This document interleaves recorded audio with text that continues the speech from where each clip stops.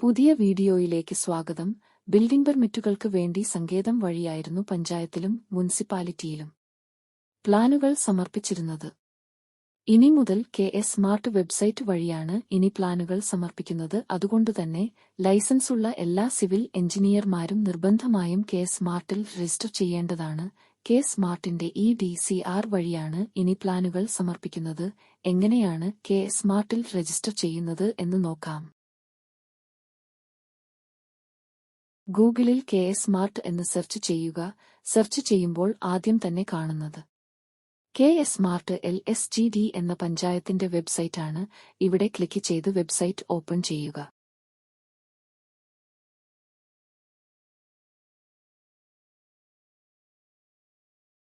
വെബ്സൈറ്റിന്റെ interface ഇങ്ങനെയാണ് വരുന്നത്.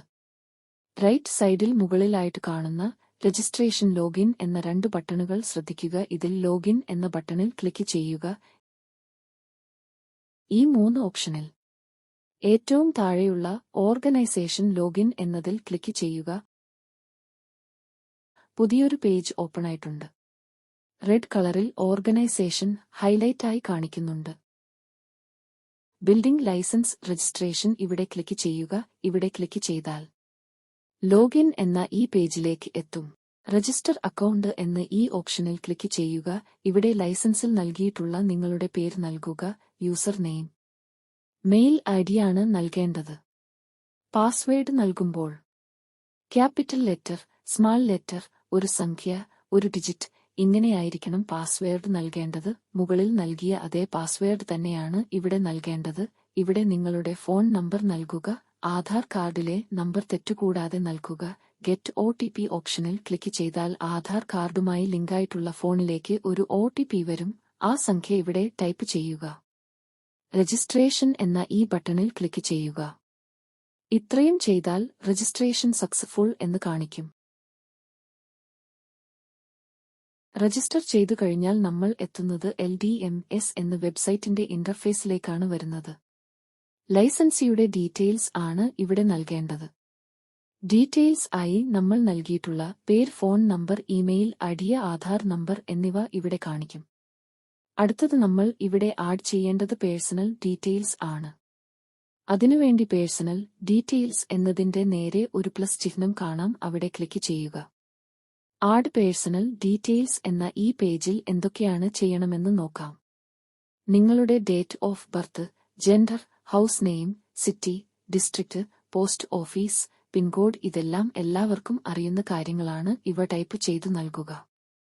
മുകളിൽ ഫോട്ടോ എന്നുള്ളിടത്ത് ഫോട്ടോ ആഡ് ചെയ്ത് നൽകേണ്ടതാണ്. ഒരു MB കുറഞ്ഞ ഫോട്ടോയാണ് ഇവിടെ നൽകേണ്ടത്. അത് എങ്ങനെ ചെയ്യുന്നതെന്ന് നോക്കാം. ഗൂഗിളിൽ റീസൈസ് ഇമേജ് എന്ന് സെർച്ച് ചെയ്യുക. ഇതിൽ resize image online PNG JPG എന്നതിൽ ക്ലിക്ക് ചെയ്യുക. സെലക്ട് ഇമേജിൽ ക്ലിക്ക് ചെയ്ത് നിങ്ങളുടെ ഫോട്ടോ സെലക്ട് ചെയ്യുക. ഇവിടെ ഞാൻ ഗൂഗിളിൽ നിന്ന് ഡൗൺലോഡ് ചെയ്തു വെച്ച ഇമേജാണത്. Choice new size. ഇവിടെ സൈസ് നൽകുക. Width 150, height 200. ലോക്ക് ചിഹ്നം ഓണാക്കി ഇടുക. പ്രസന്റ് എന്നുള്ളിടത്ത് ഫിക്സൽ എന്നാക്കുക. എന്നിട്ട് താഴെ ക്രോപ്പ് എന്നുള്ള ക്ലിക്ക് ചെയ്യുക. റീസൈസ് ഇമേജ് ക്ലിക്ക് ചെയ്യുക. ഡൗൺലോഡ് ഇമേജ് ഇവിടെ ക്ലിക്ക് ചെയ്ത് ഇമേജ് ഡൗൺലോഡ് ചെയ്യുക. ഇപ്പോൾ കറക്റ്റ് സൈസ് ആയിരിക്കും. ഈ ഫോട്ടോയാണ് അവിടെ ആഡ് ചെയ്ത് കൊടുക്കേണ്ടത്.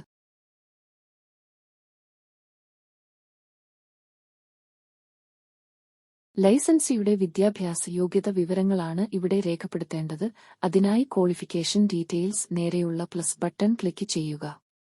അപ്പോൾ ഇങ്ങനെ ഒരു പേജ് ലഭിക്കും. ഇതിൽ നിങ്ങളുടെ ക്വാളിഫിക്കേഷൻ, പാസ്സായ വർഷം, വിഷയം, സർട്ടിഫിക്കറ്റ് ഇഷ്യൂ ചെയ്ത അതോറിറ്റി പേര് എന്നിവ നൽകുക. കൂടാതെ സർട്ടിഫിക്കറ്റുകൾ അറ്റാച്ച് ചെയ്യുക. സർട്ടിഫിക്കറ്റ് അറ്റാച്ച് ചെയ്യുമ്പോൾ 2 MBയിൽ കുറഞ്ഞ PDF ആയാണ് അറ്റാച്ച് ചെയ്യേണ്ടത്. കൂടുതൽ ക്വാളിഫിക്കേഷൻ ഡീറ്റെയിൽസ് രേഖപ്പെടുത്താൻ വീണ്ടും പ്ലസ് ബട്ടൺ ക്ലിക്ക് ചെയ്യുക. Experience details.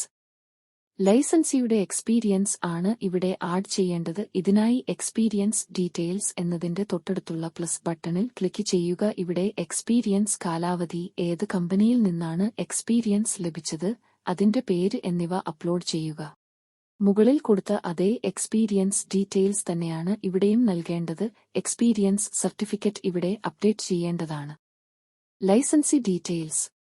ലൈസൻസിൽ ഉള്ള ഡീറ്റെയിൽസ് ആണ് ഇവിടെ ആഡ് ചെയ്യേണ്ടത്. ഇതിനായി പ്ലസ് ബട്ടണിൽ ക്ലിക്ക് ചെയ്യുക.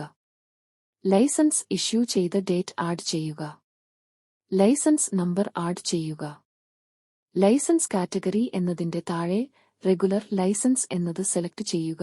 ലൈസൻസ് ടൈപ്പ് എന്നതിന്റെ താഴെ നിങ്ങളുടെ ലൈസൻസ് ടൈപ്പ് സെലക്ട് ചെയ്യുക. ലൈസൻസ് എക്സ്പയർ അയക്കുന്ന ഡേറ്റ് ആഡ് ചെയ്യുക. കൂടാതെ ലൈസൻസ് PDF അപ്ലോഡ് ചെയ്യുക. ഇത്രയും ചെയ്തു സബ്മിറ്റ് കൊടുക്കുക.